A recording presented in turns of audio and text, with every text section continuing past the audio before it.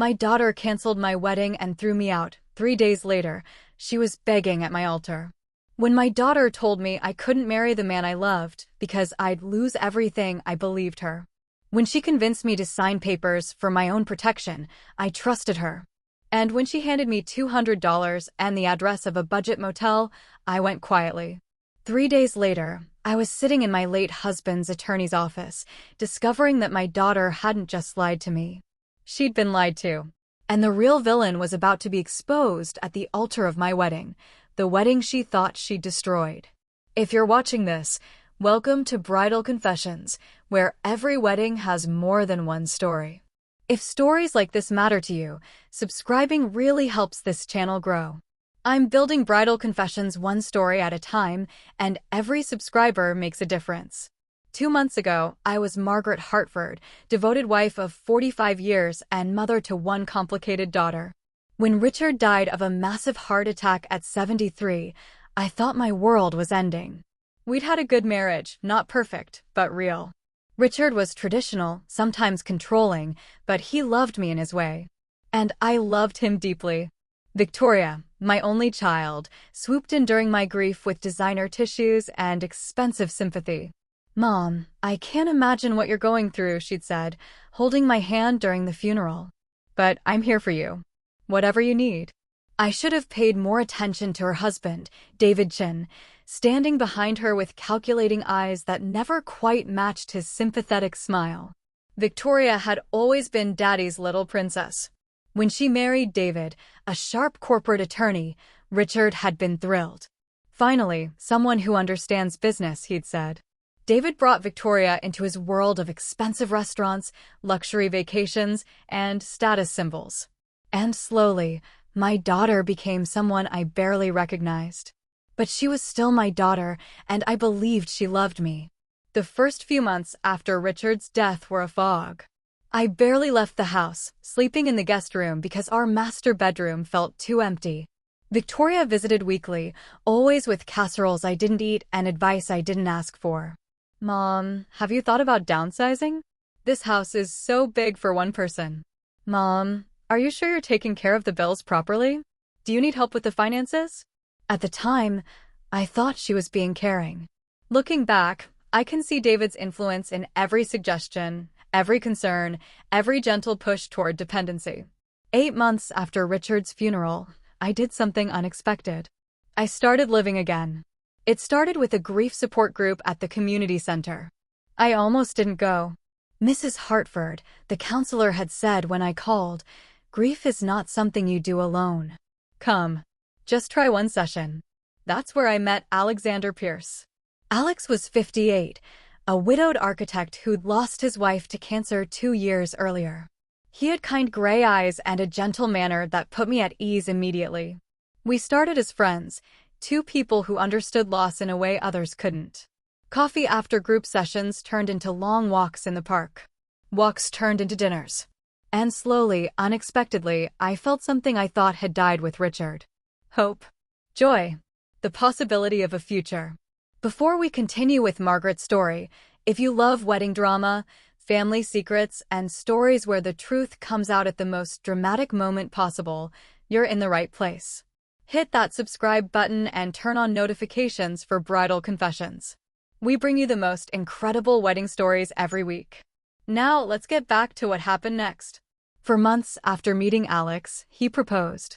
We were sitting on a bench in the botanical gardens, watching the sunset when he took my hand.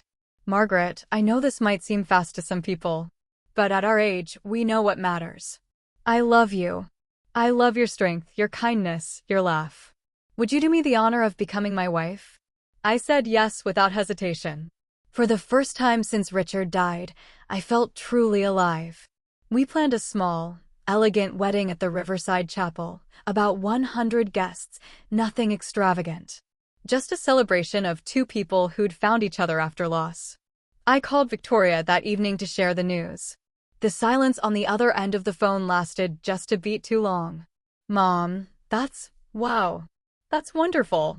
When did this happen?" Her voice sounded strained, careful. "Victoria, I know this might seem sudden, but Alex is a good man. I'd love for you to meet him properly. Of course, Mom. I'm happy for you. Really. But I could hear something else underneath her words. Concern? Fear?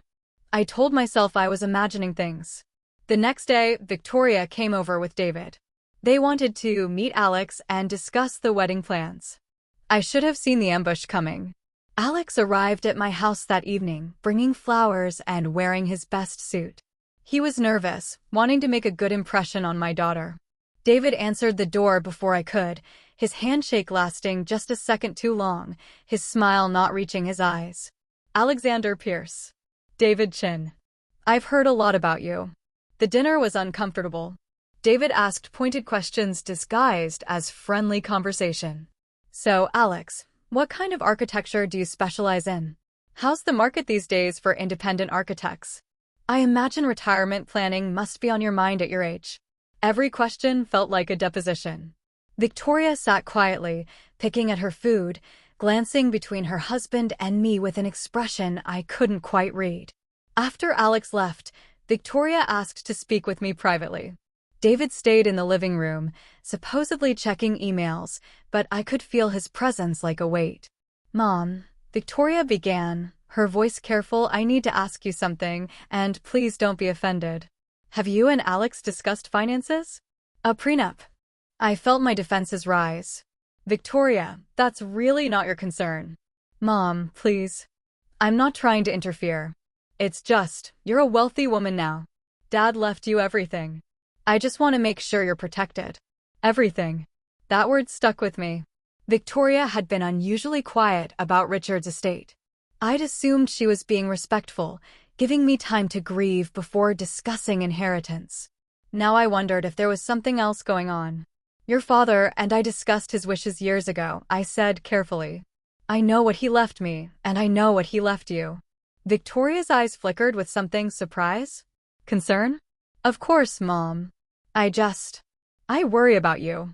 You're vulnerable right now. I don't want anyone taking advantage. After they left, I stood in my empty house, Victoria's words echoing. Vulnerable. Taking advantage. Seeds of doubt carefully planted. Over the next 2 weeks, the campaign intensified. Victoria called daily with concerns. She'd heard things about Alex. Nothing concrete, just whispers. She'd talked to a financial advisor who said remarriage could complicate estate matters. She brought articles about elder fraud, about lonely widows targeted by con men. And always, David was there in the background, nodding, reinforcing, adding his legal expertise to the mix. Mom, I'm not saying don't marry him, Victoria would say. I'm just saying slow down. Wait a year. Make sure this is real. But beneath every word was an implication. You're being foolish. You're being naive. You're being taken advantage of. I started questioning everything. Was I moving too fast? Was I being stupid? Was Alex really who he seemed to be? 2 weeks before the wedding, David requested a formal meeting. Margaret, I need to discuss something important about Richard's estate. We met at his downtown office, all glass and steel and expensive furniture. Victoria sat beside him, her face grave. David pulled out a folder thick with documents.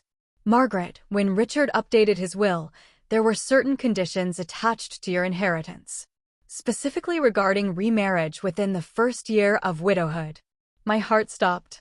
What kind of conditions? David's voice took on that careful lawyer tone that makes everything sound both important and slightly threatening. If you remarry within 12 months of Richard's death, the estate becomes contestable.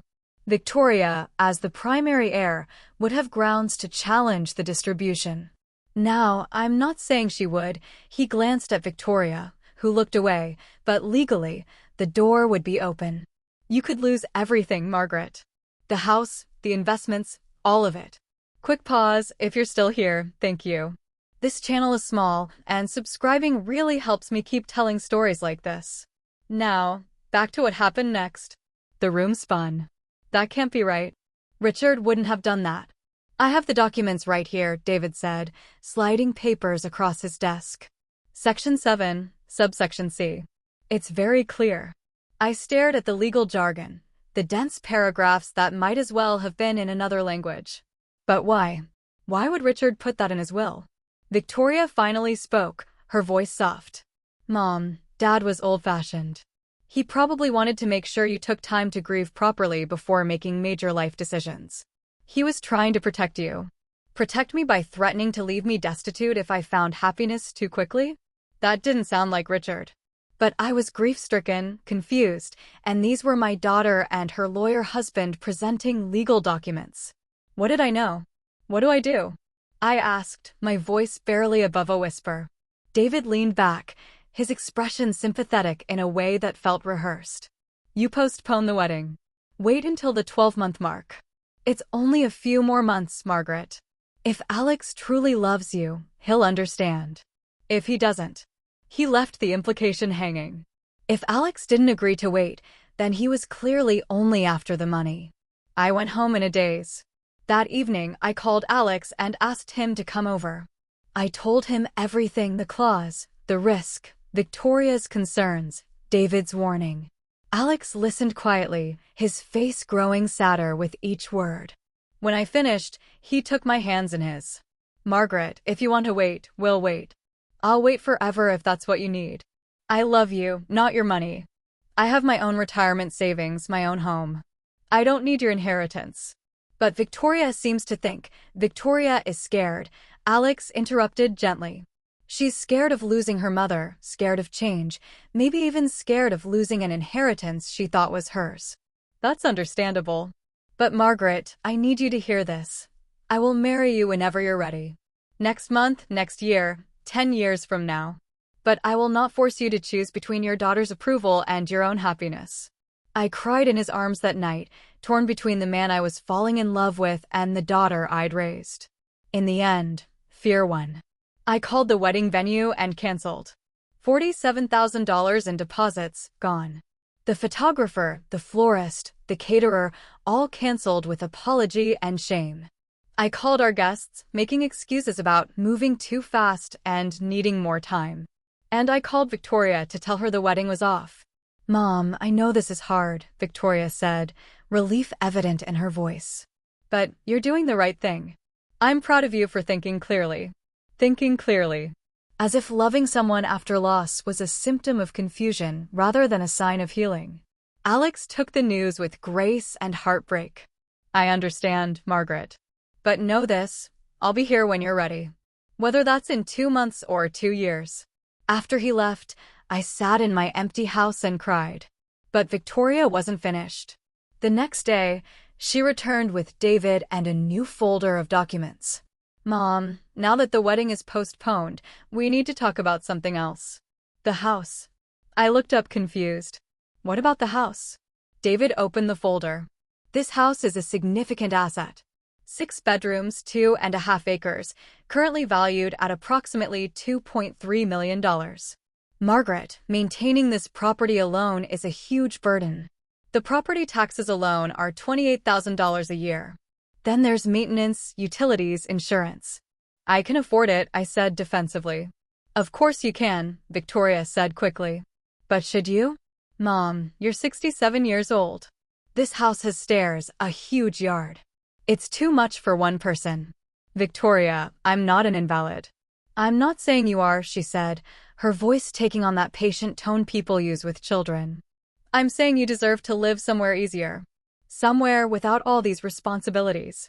David slid another document across the coffee table. We've been looking at some wonderful senior living communities. Active lifestyle, people your own age, no maintenance worries. I stared at the glossy brochure. Harborview Retirement Community. Smiling elderly people playing shuffleboard. You want me to move into a retirement home? It's not a home, Mom. It's a community. And think about it. You'd have built-in socialization, activities, healthcare right there on premises. I don't need healthcare. I need my home. Victoria exchanged a glance with David. Mom, be reasonable. This house is expensive to run, and frankly, it's probably not in your best interest to be living alone. What if you fell? What if there was an emergency? I have a phone. I have neighbors. Margaret, David's voice took on an edge. Let's be practical. This house represents a significant portion of your estate. If anything happened to you, if you needed long-term care, this asset would be at risk. It makes financial sense to transfer ownership to Victoria now, which would protect it from potential creditors or healthcare liens. You could stay here as long as you're able, and then transition to appropriate care when the time comes. The words washed over me like cold water. Transfer ownership to Victoria. You want me to sign my house over to you? Not to me, Mom, Victoria said. To the family trust. David and I would just be managing it. You'd still live here. Nothing would change. Everything would change. They were asking me to give up my home while telling me nothing would be different. But they made it sound so reasonable, so logical. And I was tired, so tired of thinking, of worrying, of being scared. I need time to think about this, I said. Victoria's face tightened. Of course, Mom. Take all the time you need. But I could see the calculation in her eyes, hear the strategy sessions she'd be having with David. 3 days later, Victoria returned with the papers. Just a temporary transfer, Mom. For protection. We can always transfer it back. I signed. God help me, I signed. A power of attorney, a temporary property transfer, documents that David assured me were just formalities and completely reversible. I signed because my daughter told me it was for my own good, because her lawyer husband made it sound smart and safe, because I was exhausted and grieving and confused. I signed my life away with a pen that cost more than my first car. 2 weeks later, Victoria showed up with David and 2 large suitcases. Mom, we need to talk. The look on her face made my stomach drop. David's firm is relocating him to the downtown office. It's a huge promotion, but it means we need to be in the city. And, well, since you signed the property transfer and since you were planning to downsize anyway, you're moving into my house. It makes sense, Mom. The house is technically in the family trust now. You were talking about moving anyway. And honestly, with your wedding plans falling through, isn't this the perfect time for a fresh start? I looked at my daughter, really looked at her. Somewhere along the line, the little girl I'd raised, the child I'd read bedtime stories to and nursed through fevers, had become a stranger. Or maybe she'd always been this person, and I'd been too busy being the mother she needed to notice the woman she'd become. Where am I supposed to go? My voice came out smaller than I intended. Victoria pulled out another brochure. Harborview has an opening. We already put down a deposit. David can drive you over this afternoon to see your apartment. Apartment. It's a lovely 1-bedroom. South-facing windows, brand new appliances. You'll love it, Mom. And if I refuse? Silence. Heavy, terrible silence. Then David spoke, his lawyer voice fully deployed. Margaret, you signed the property transfer. The house is no longer legally yours. We're not evicting you, but we do need you to relocate so we can move in. We're happy to help you with the transition, but the transition is happening. I felt like I was drowning. Victoria, please. This is my home. Mom, don't make this harder than it has to be. You were going to move anyway. This is just accelerated timeline. I canceled my wedding for you. I gave up the man I love because you said I'd lose everything. And now you're taking my home anyway. Victoria's face hardened. I didn't take anything, Mom. You signed those papers voluntarily. And frankly, yes, you did the right thing canceling that wedding. Alex was probably after your money anyway. Something inside me broke in that moment. Not shattered, that would come later. Just cracked, like ice beginning to thaw. I need to pack. David already arranged for a moving company, Victoria said. They'll handle the furniture that's yours. The rest will stay with the house. We brought some suitcases for your immediate things. I packed my life into 2 suitcases and 3 cardboard boxes. 45 years of marriage, 67 years of life, reduced to what I could carry. Victoria watched from the doorway, checking her watch every few minutes like I was making her late for something important. When I couldn't fit my wedding album from my marriage to Richard, Victoria took it from my hands. I'll keep this safe, Mom.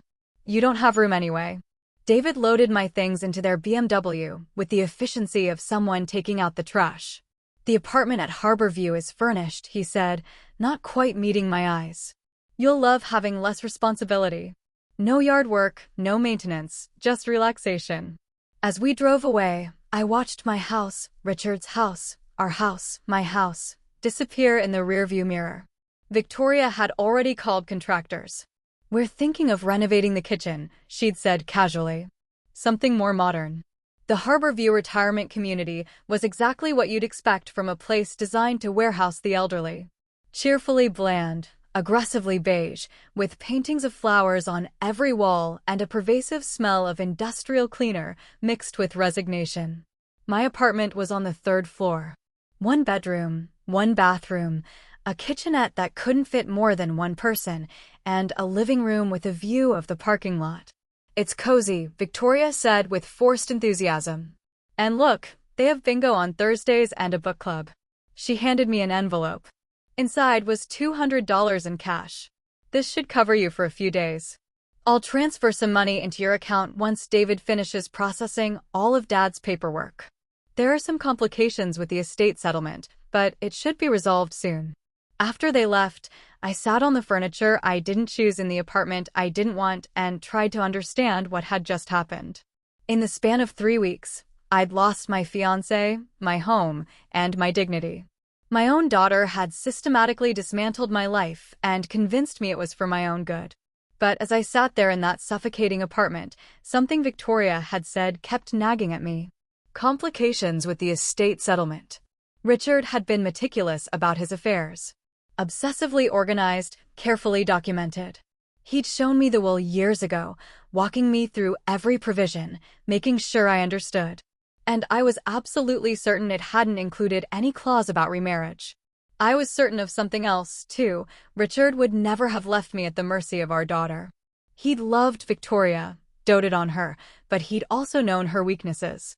Her entitlement, her tendency to take the easy path, her susceptibility to bad influences. The next morning, I used the apartment's Wi-Fi to search for Richard's attorney. Harrison Fitzgerald had handled our estate planning for over 20 years. I knew him, trusted him.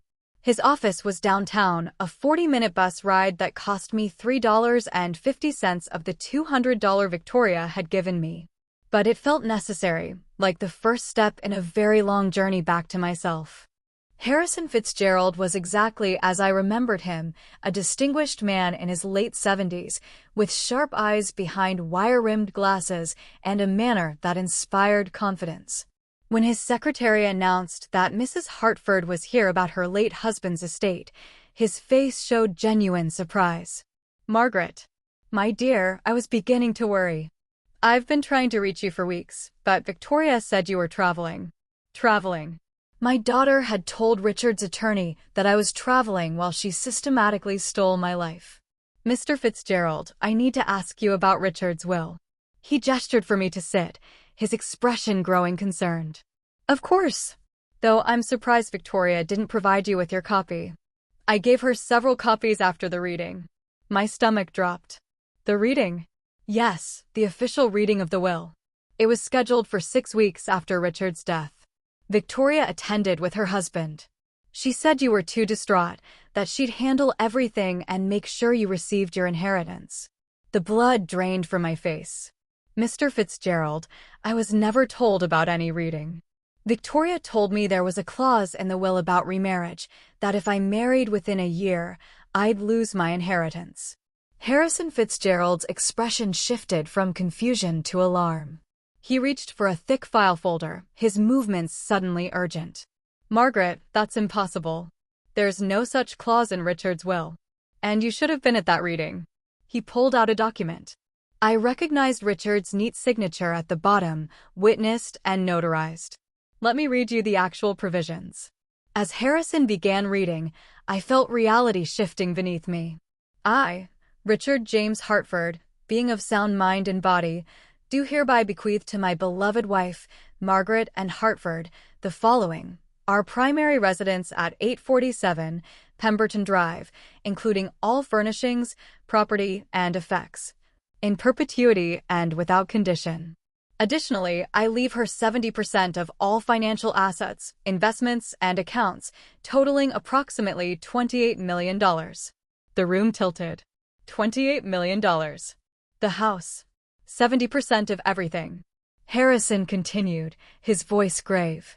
To my daughter, Victoria Hartfordchin, I leave $12 million to be held in trust with annual distributions of $400,000 beginning immediately upon my death, with one condition. This inheritance is contingent upon her treatment of her mother following my death.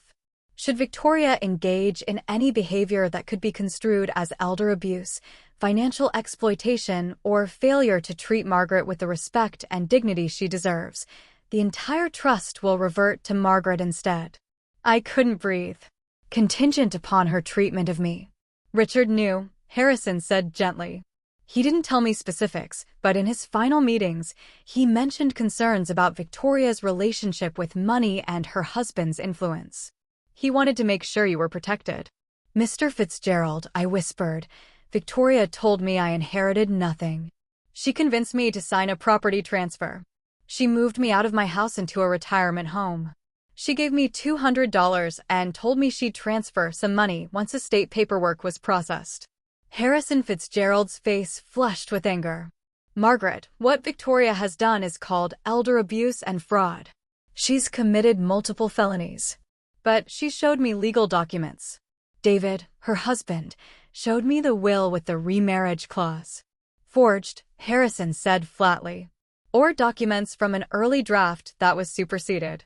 Richard updated his will 6 months before his death specifically because he was worried about Victoria's sense of entitlement and David's influence over her. The room was spinning. All those times David had appeared so helpful, so concerned, so professional. All those documents he'd presented with legal authority. All lies. There's more, Margaret. Harrison's expression was both sympathetic and furious. The trust provision I just read you includes a specific addendum. If Victoria fails to treat you with respect and dignity following Richard's death, not only does her inheritance revert to you, but Richard left detailed instructions for how that transfer should occur. He wanted Victoria to understand the consequences of her choices. I stared at him in shock. So I'm not inheriting $28 million? Margaret, between Victoria's inheritance reverting to you and your original 70%, you're inheriting approximately $40 million, plus the house, plus all personal property. Richard left you everything because he trusted you to be wise with it. And he left Victoria a test. A test she had spectacularly failed. What do I do now? I asked, my voice steadier than I felt. Harrison smiled, and for the first time since Richard's death, I saw genuine warmth and respect directed at me. Now, my dear, we correct this situation. I'm calling the police about the fraud. We're freezing every account Victoria thinks she has access to. And then we're going to enforce the real terms of Richard's will. She'll lose everything. She already lost everything the moment she threw you out of your own house. The question is whether you want to press charges or handle this civilly. I thought about Victoria, about the daughter I'd raised, about the grandchildren I barely saw anymore. I thought about David, the real architect of this scheme, the man who'd manipulated my daughter into committing felonies. And I thought about Richard, who'd loved Victoria enough to give her a chance to prove she'd grown into a decent person, and who'd loved me enough to protect me when she didn't. Mr. Fitzgerald, before we do anything else, I need to know something. Did Richard leave me any other messages? Anything that might explain why he set things up this way? Harrison's expression shifted. Actually, yes. He left a video. He asked that it be shown to you if Victoria ever contested the will or if she treated you poorly after his death. Given what you've just told me, I think it's time you saw it. He turned his computer monitor toward me and pressed play. Richard's face filled the screen, recorded in this very office about 6 months before his death. He looked older than I remembered, tired but determined. When he spoke, his voice was clear and strong. Margaret, if you're watching this, it means our daughter has disappointed me. And more importantly, she's hurt you. I need you to know something, my love. I know our marriage wasn't always what you deserved. I was controlling, traditional to a fault, and I didn't always see you as the strong, capable woman you are. I saw you as someone to protect, to manage, to guide. That was wrong of me. Tears filled my eyes. Richard had never spoken to me like this when he was alive. I've spent the last few months really watching Victoria. Watching how she interacts with you, how David influences her, how she talks about money and inheritance. And I've seen things that worried me deeply. She's become entitled, dismissive of you, and far too interested in what she'll inherit rather than who she'll lose. So I've structured my will to give her a choice. She can be the daughter you deserve and receive her inheritance. Or she can be the person I fear she's becoming and lose everything. Richard paused, gathering his thoughts. Victoria is not a bad person, Margaret. But she's been spoiled, and she's married to someone who sees relationships as transactions. David Chin is calculating in ways that concern me. I don't have proof of anything, but my instincts tell me he's the real danger here. Victoria is weak where he's concerned. She lets him lead her into darkness. If you're seeing this video, it means Victoria chose wrong.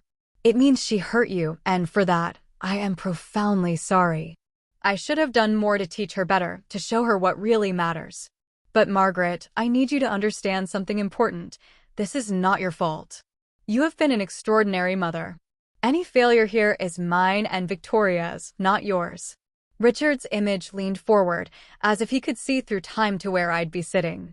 And Margaret, there's something else I need to tell you. Something I should have said more often when I was alive. If you find someone who makes you happy after I'm gone, marry him.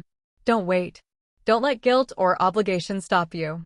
I loved you for 45 years, but I know I didn't always show you the freedom you deserved.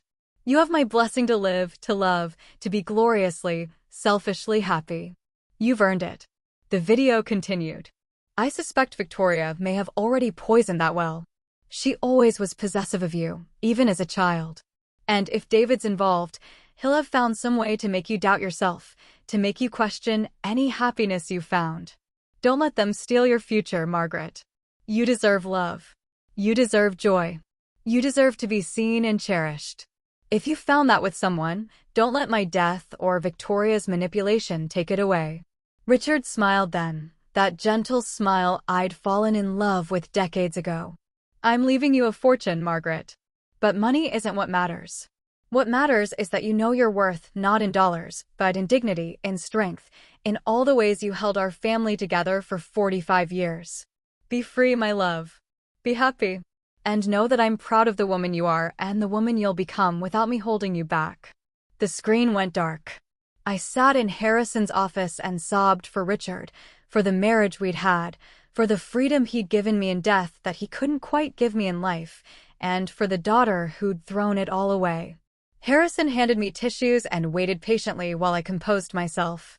There's more on that recording, he said gently. Another section directed specifically at Victoria, to be shown if she ever watches this video. Would you like to see it? I nodded, unable to speak. Harrison queued up the next section. Richard's face appeared again, but this time his expression was stern, disappointed. Victoria, if you're watching this, it means you failed. You hurt your mother, the woman who gave up her dreams to raise you, who worked part-time jobs to help pay for your education, who stood by me through every business failure and success. Your mother is the strongest person I've ever known, though I spent too many years not seeing that strength. But I see it now, and I'm heartbroken that you couldn't. I suspect David is behind much of what you've done. I've never trusted him fully, Victoria. He sees people as assets to be managed, opportunities to be exploited. And I fear he's convinced you to see your own mother that way. That's not love, Victoria. That's not family. That's business, and it's dirty business at that. If David has been whispering in your ear about protecting assets, about what you deserve, about your mother being unable to manage her own affairs, then you need to understand something. He's using you. Richard's voice hardened. David Chin is not stupid. He knows exactly what he's doing. He's manipulating you into committing crimes that will destroy your relationship with your mother and possibly land you in prison. And when that happens, Victoria, where do you think David will be? Standing beside you in handcuffs? No. He'll be claiming ignorance, blaming you, using his legal expertise to save himself while you take the fall. So here's what I need you to hear, daughter. You are not a bad person. You're a manipulated person. You've let your husband's values replace your own. You've traded your mother's love for the promise of money that was always going to be yours anyway if you'd just been patient and kind. I structured my will the way I did because I wanted to give you a chance to prove you'd become the woman I raised you to be. But if you're watching this, you've proven instead that you've become someone I don't recognize." Richard paused, and I could see emotion in his face, disappointment, love, sadness, all mixed together. "Your mother will decide what happens next. She may choose to forgive you. She may not. But Victoria, understand this. Whatever consequences come, you earn them. And the only way forward is to own what you've done, to understand how profoundly you failed someone who only ever loved you, and to spend whatever time you have left proving you're capable of being better." The video ended. Harrison turned off the monitor and looked at me with quiet compassion. Richard was a complicated man, but he knew how to protect the people he loved. "The question now, Margaret, is how do you want to proceed?" I sat in silence, processing everything. Richard had known. He'd seen David's influence, predicted Victoria's weakness, and built protections into his will. But he'd also left the door open for redemption, for Victoria to choose differently. And she hadn't. Or had she? Victoria had seemed genuinely concerned about me losing everything. She'd said she was protecting me. What if she really believed she was doing the right thing? "Mr. Fitzgerald, I need to understand something. Is there any possibility that David lied to Victoria? That he showed her forged documents and convinced her I really would lose everything if I remarried?" Harrison considered this carefully. "It's possible. In fact, it's quite likely. David would need Victoria's cooperation to access certain accounts and properties. He couldn't do this alone. But if he convinced her she was protecting you rather than stealing from you, that would make his manipulation even more insidious. So my daughter might not know she's committing fraud. That's a question for investigators to determine. But Margaret, even if Victoria was manipulated into this, she still made choices. She still threw you out of your home. She still treated you with disrespect and cruelty. Intent matters in criminal court, but impact matters in real life." He was right. Whether Victoria knew she was committing fraud or thought she was protecting me, the result was the same. I'd been discarded, dismissed, and deposited in a retirement home like an unwanted piece of furniture. "What are my options?" Harrison leaned forward. "We can proceed several ways. Option 1. I contact Victoria and David, inform them of the actual will provisions, freeze all accounts, and give them an opportunity to cooperate with returning your property and assets. If they refuse, we involve law enforcement. Option 2. We go straight to the authorities with evidence of fraud and elder abuse. Option 3. We do something more creative." "Creative how?" A smile played at the corners of Harrison's mouth. "Margaret, you mentioned you'd planned to marry. You canceled that wedding because of David's lies about the will. What if you uncanceled it?" I stared at him. "You want me to reschedule my wedding? I want you to use your wedding as leverage. Think about it. Victoria and David believe they've won. They think you're powerless, confused, and isolated. They think the money is theirs and you'll never figure out what happened. What if we let them keep thinking that right up until the moment we prove them spectacularly wrong?" "At my wedding." "At your wedding," Harrison confirmed. "In front of all your friends, your family, and perhaps a few federal agents. We create a situation where the truth comes out in the most public, undeniable way possible. Victoria learns she's lost her inheritance. David learns he's facing federal charges. And you, Margaret, get to marry the man you love while watching justice unfold in real time." The idea was audacious, dramatic, and possibly insane. It was also perfect. "Mr. Fitzgerald, I think I need to make a phone call." Alex answered on the second ring. "Margaret." His voice was cautious, hopeful, afraid to hope. "Alex, I need to tell you something. Everything Victoria told me about the will was a lie. Everything David showed me was forged. I can marry you tomorrow if I want to, and nothing bad will happen. In fact, something very good might happen." There was a long pause. Then Alex's voice came through, thick with emotion. "Are you sure?" "I'm sitting in my late husband's attorney's office looking at the real will. I'm sure." "Alex, I'm so sorry I doubted you. Sorry I let them convince me." "Stop," he interrupted gently. "You believed your daughter. You trusted your family. That's not a character flaw, Margaret. That's love. But now we know the truth. What do you want to do?" I looked at Harrison, who was already pulling up venue calendars on his computer. I want to get married. And I want to make sure my daughter learns the most important lesson of her life while I do it. I'm listening, Alex said, and I could hear the smile in his voice. Over the next hour, Harrison, Alex, and I crafted a plan that was equal parts wedding and intervention. We'd reschedule the ceremony for 3 weeks out, enough time to make arrangements, but soon enough that Victoria and David wouldn't have time to cause more damage. Harrison would contact the FBI about David's document forgery, and my case would become part of a larger investigation they'd apparently already been building against him for securities fraud. We'd invite Victoria and David to the wedding with a personal note from me about putting family first and moving forward together. We'd let them think I was still confused, still under their control, still the helpless widow who signed whatever papers they put in front of her. And then, at the ceremony itself, we'd reveal everything. Won't they just refuse to come? I asked. Harrison shook his head. Not if they think you're about to marry Alex despite their warnings. They'll come to try to stop it one last time, or at least to maintain the appearance of family unity while they consolidate their control over your assets. David's ego won't let him stay away. He'll want to see his handiwork up close. And if they don't come? Then we proceed legally, and they face the consequences without the opportunity for a very public redemption. But I think they'll come, Margaret. Narcissists always do. Alex came to Harrison's office to finalize the plans. When I saw him, when he pulled me into his arms and held me like I was something precious rather than something to be managed, I felt pieces of myself clicking back into place. I've missed you, I whispered. I never left, he replied. I was just waiting for you to remember who you are. We left Harrison's office with a plan, a timeline, and a renewed wedding date. I had 3 weeks to prepare for the most important performance of my life.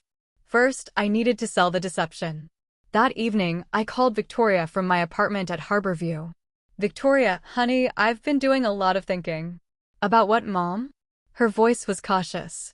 About Alex, about the wedding, about everything you said. You were right. I was rushing into things. But I've decided. I'm going to marry him anyway. Silence. Mom, we talked about this. The will, I know what you told me about the will. And I've decided I don't care.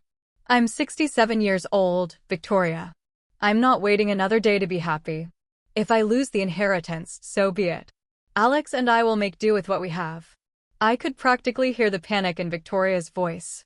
Mom, you can't be serious. You'll lose everything. Then I'll lose it. But I'm gaining someone who actually sees me, who actually wants to spend time with me, who doesn't look at me like I'm a burden to be managed. We're getting married in 3 weeks. Small ceremony at Riverside Chapel. I'd love for you to be there, but I understand if you can't support my decision. Mom, wait, I have to go, sweetheart. I'm meeting Alex for dinner. We're celebrating. I hung up before she could respond. Within 10 minutes, my phone was ringing. David. I let it go to voicemail. He called 4 more times. I ignored them all. Let them panic. Let them scramble. Let them think I was making the biggest mistake of my life while they tried to figure out how to stop me. The next morning, Victoria appeared at my apartment unannounced. She looked stressed, her usual perfect composure cracking at the edges.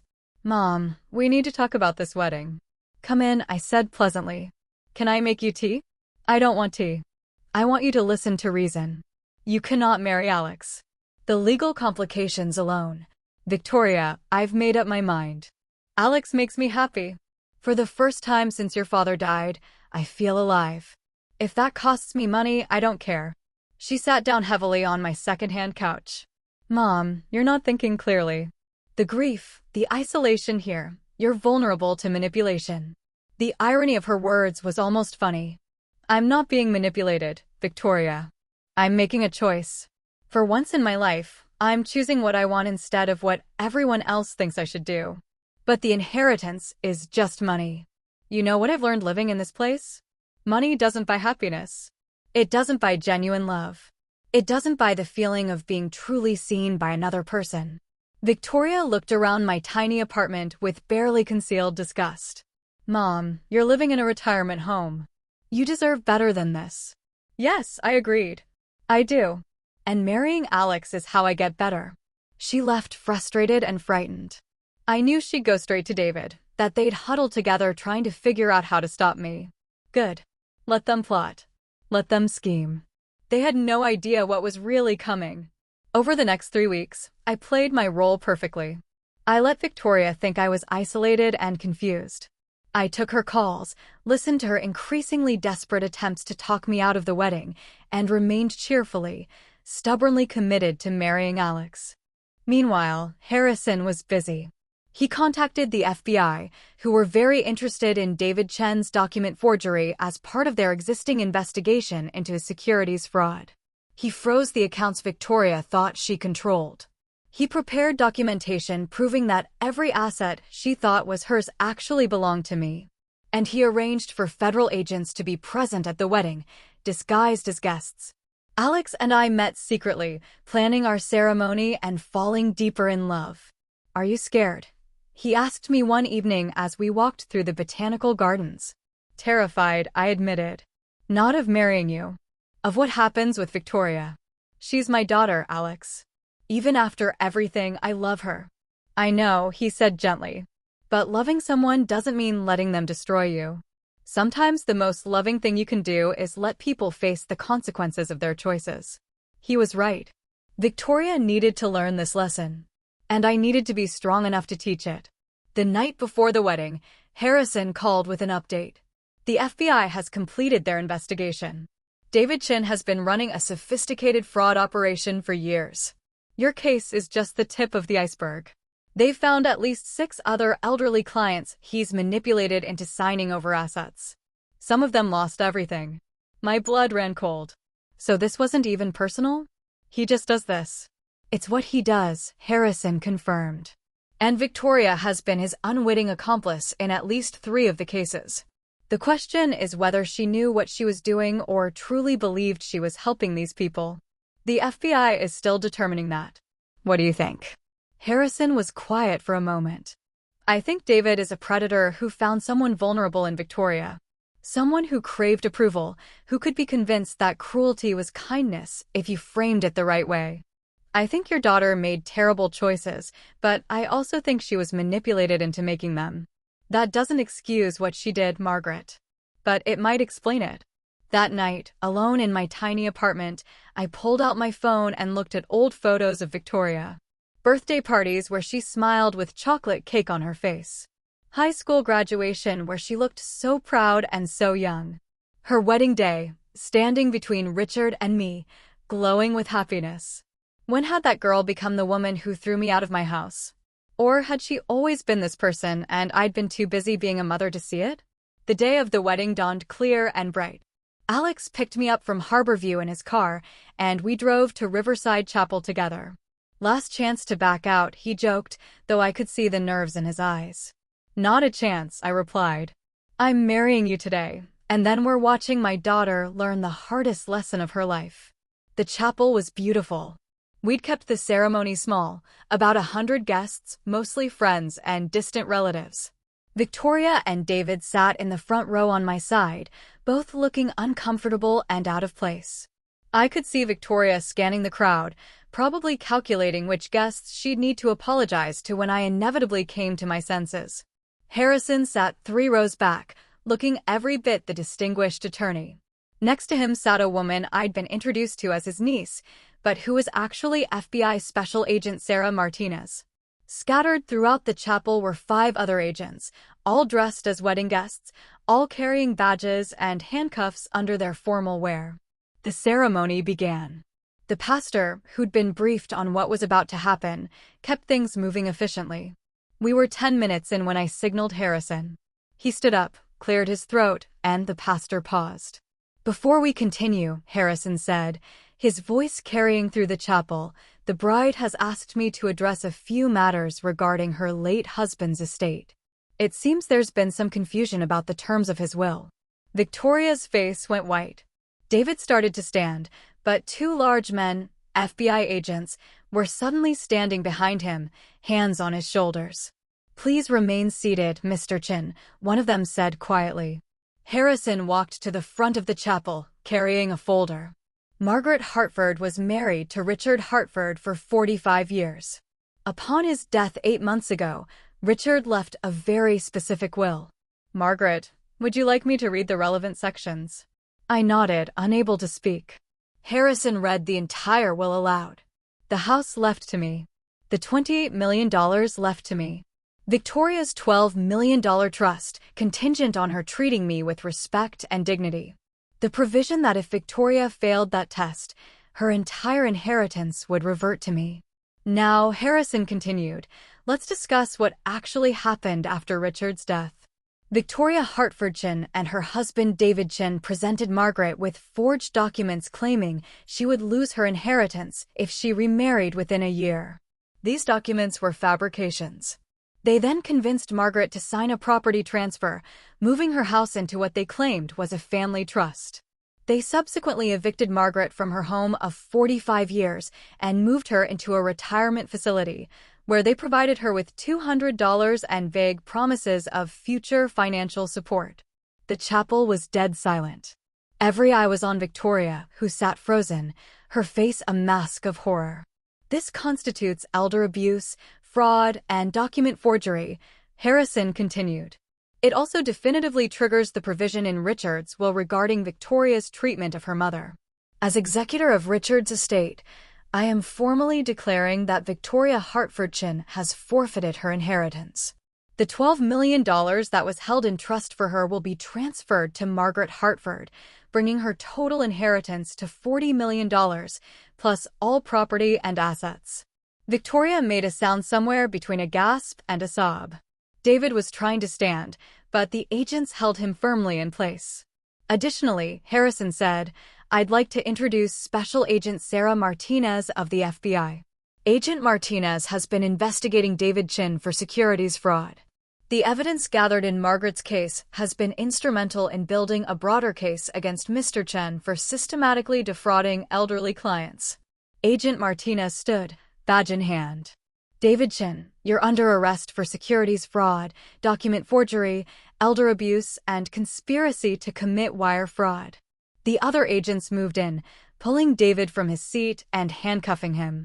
He was shouting something about his rights, about lawyers, but his voice was drowned out by the murmurs of shocked wedding guests.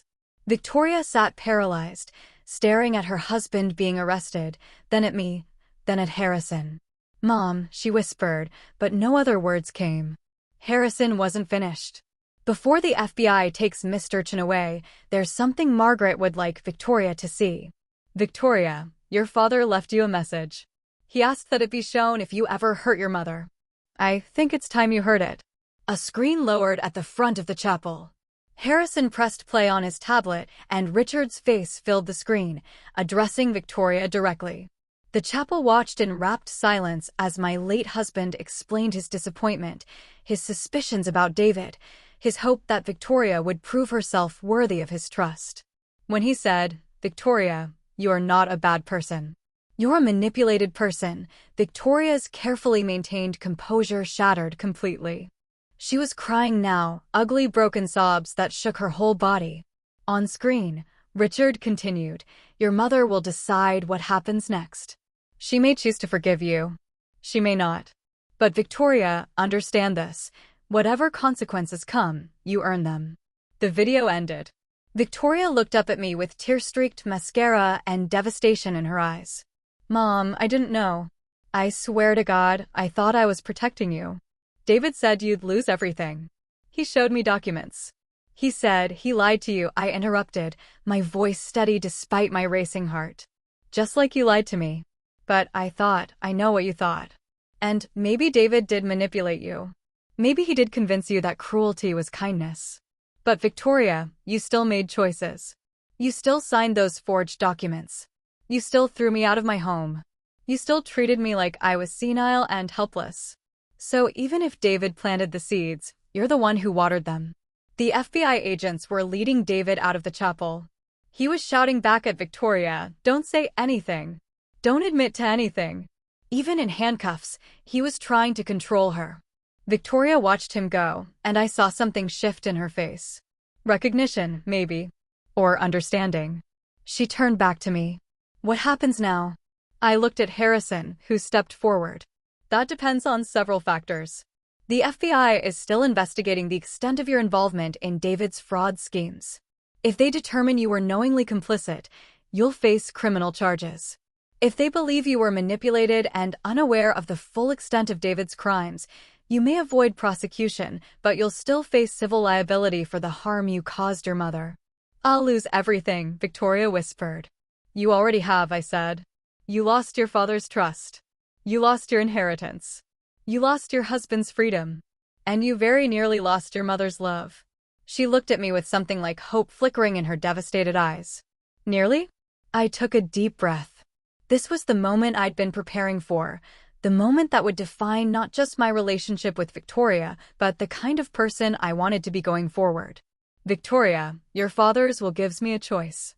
I can enforce it as written and take your entire inheritance. Or I can choose mercy. I don't deserve mercy, she said, and for the first time, I believed she was telling the truth. No, I agreed. You don't. But mercy isn't about deserving. It's about choosing love over vengeance, hope over anger, possibility over punishment.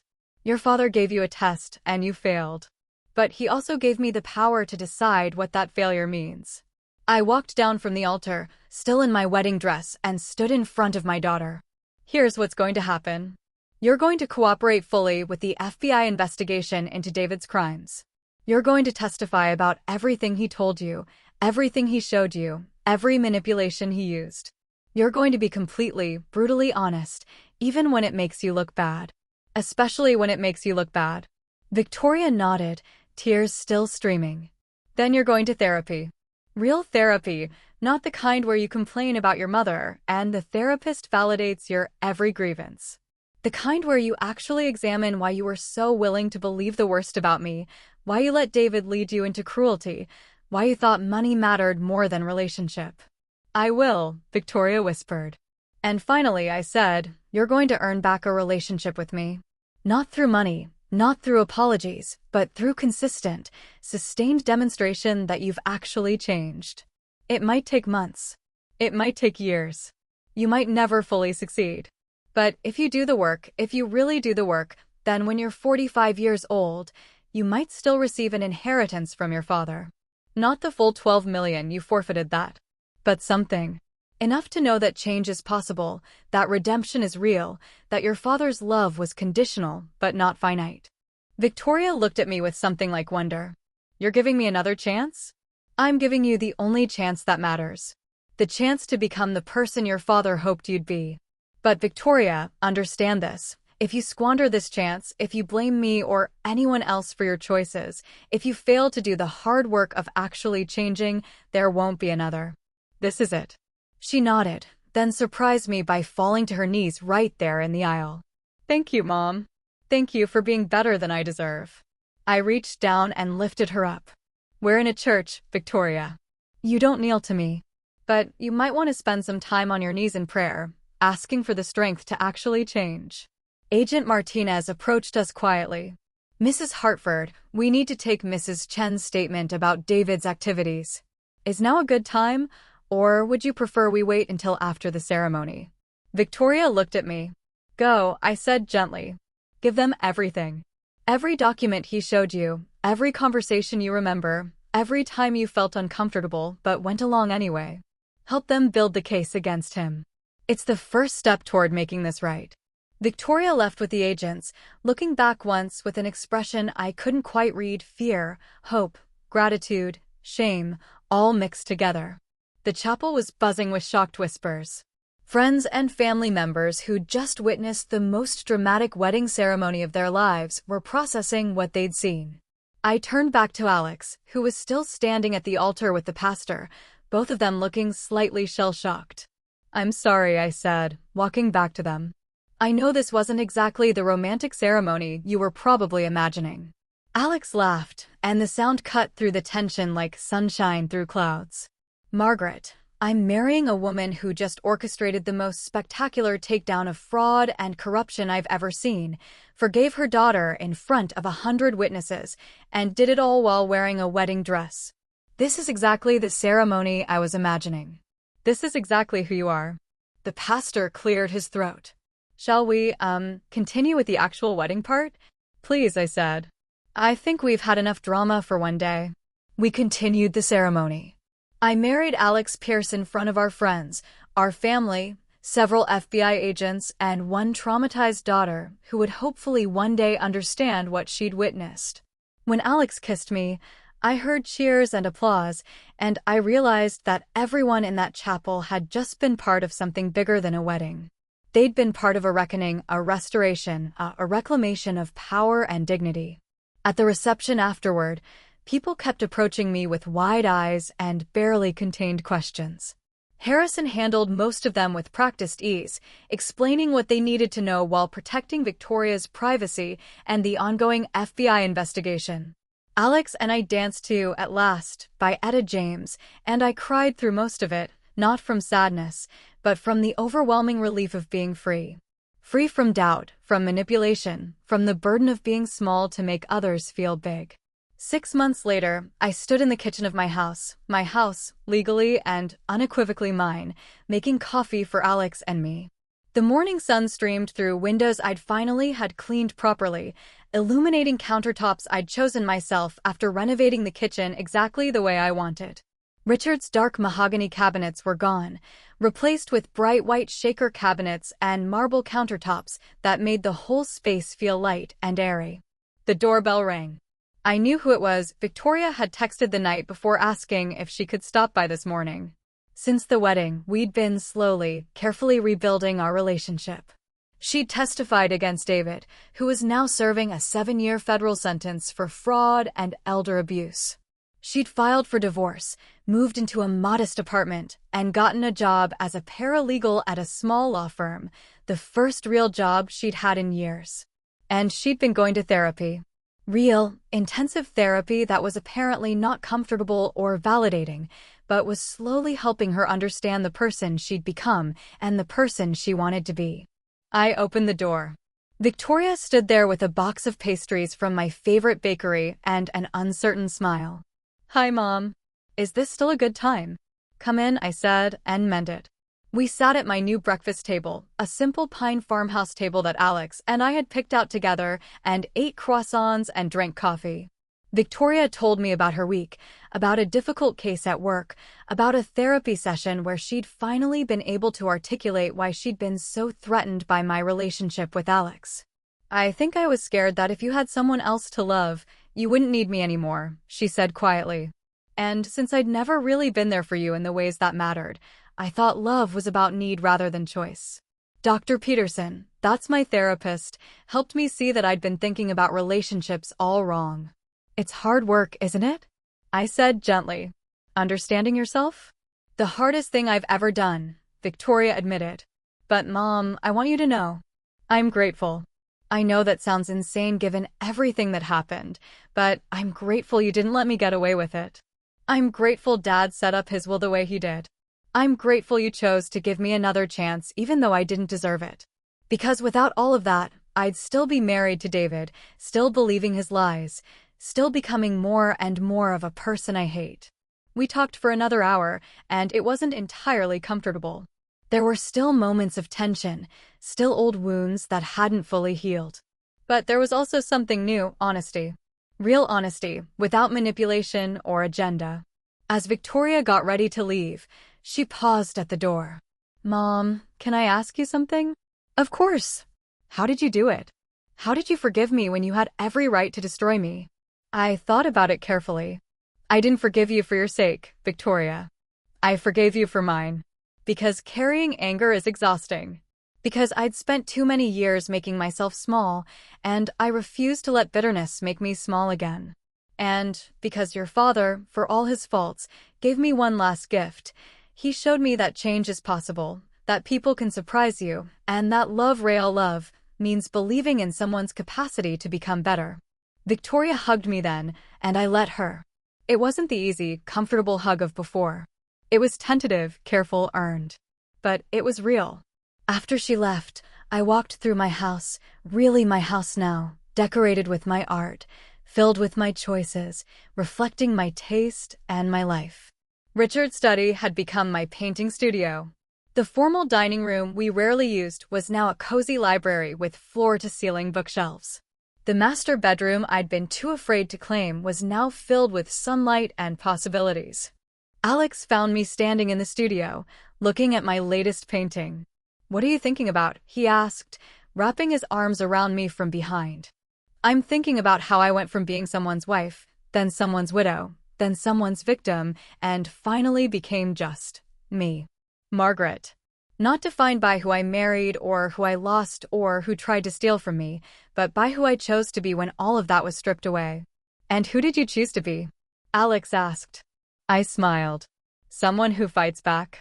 Someone who forgives, but doesn't forget. Someone who believes people can change, but doesn't wait around to see if they will. Someone who knows her worth isn't measured in inheritance or houses or anything anyone else can take away." That evening, I received an email from Harrison.